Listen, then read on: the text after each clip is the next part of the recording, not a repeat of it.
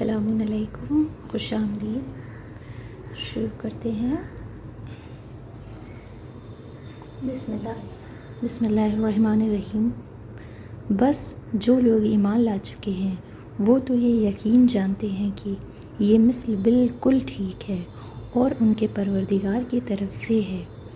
اب رہے وہ لوگ جو کافر ہیں، بس وہ بول اٹھتے ہیں کہ خدا کا اس مثل سے کیا مطلب ہے۔ ایسی مثل سے خدا بہتروں کو گمراہی میں چھوڑ دیتا ہے، ایسے ہی مثل سے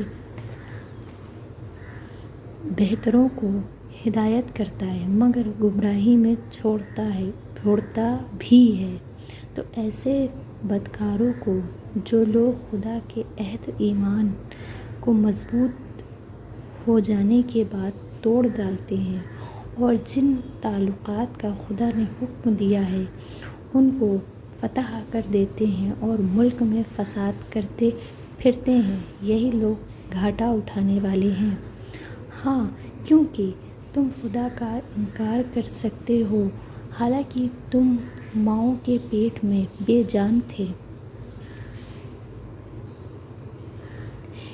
اسی نے تم کو زندہ کیا، پھر وہی تم کو مار ڈالے گا، پھر وہی تم کو دوبارہ قیامت میں زندہ کرے گا، پھر اسی کی طرف لوٹ جاؤ گے۔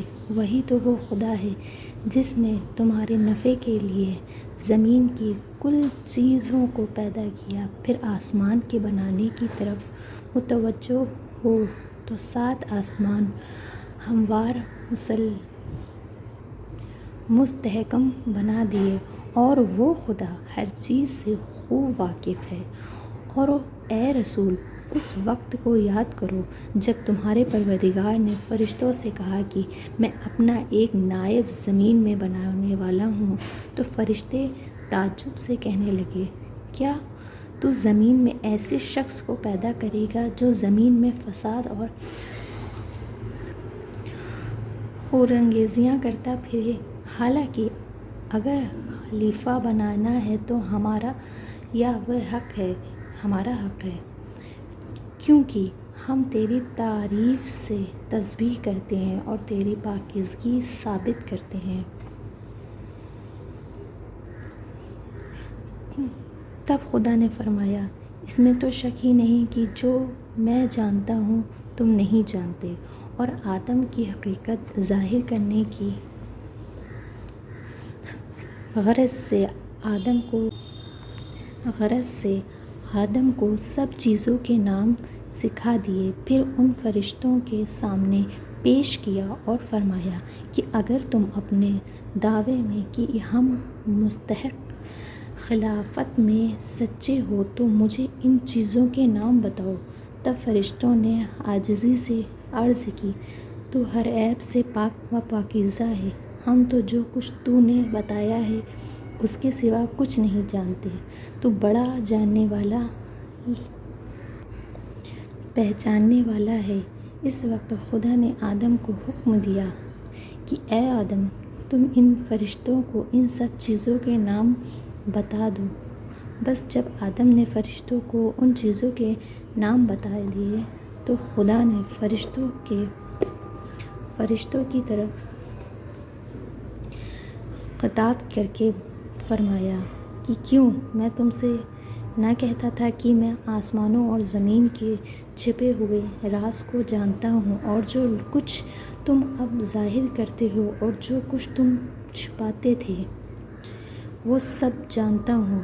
اور اس وقت کو یاد کرو جب ہم نے فرشتوں سے کہا کہ آدم کو سجدہ کرو تو سب جھک گئے مگر شیطان نے انکار کیا اور غرور میں آ گیا اور کافر ہو گیا۔ اور ہم نے آدم سے کہا، اے آدم، اپنی بیوی سمیت بہشت میں رہا سہا کرو، اور جہاں تمہارا جی چاہے اس میں سے بے فراخت کھاؤ پیو، مگر اس درخت کے پاس بھی نہ جانا، ورنہ پھر تم اپنے آپ نقصان کرو گے۔ تب شیطان نے آدم حوا کو دھوکے دے کر وہاں سے ڈگمگایا اور آخر آخر ان کو جس عیش و راحت میں تھے نکال پھینکا۔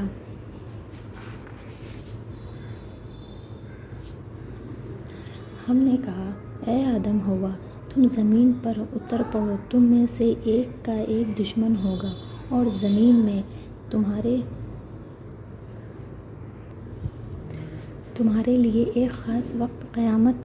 پھر آدم نے اپنے پروردگار سے معافات کی چند لفظ کے ساتھ پھر آدم نے اپنے پروردگار سے مغفرت کے چند الفاظ کے ساتھ سیکھے، بس خدا نے ان الفاظ کی برکت سے آدم کی توبہ قبول کر لی، بے شک وہ بڑا معاف کرنے والا مہربان ہے۔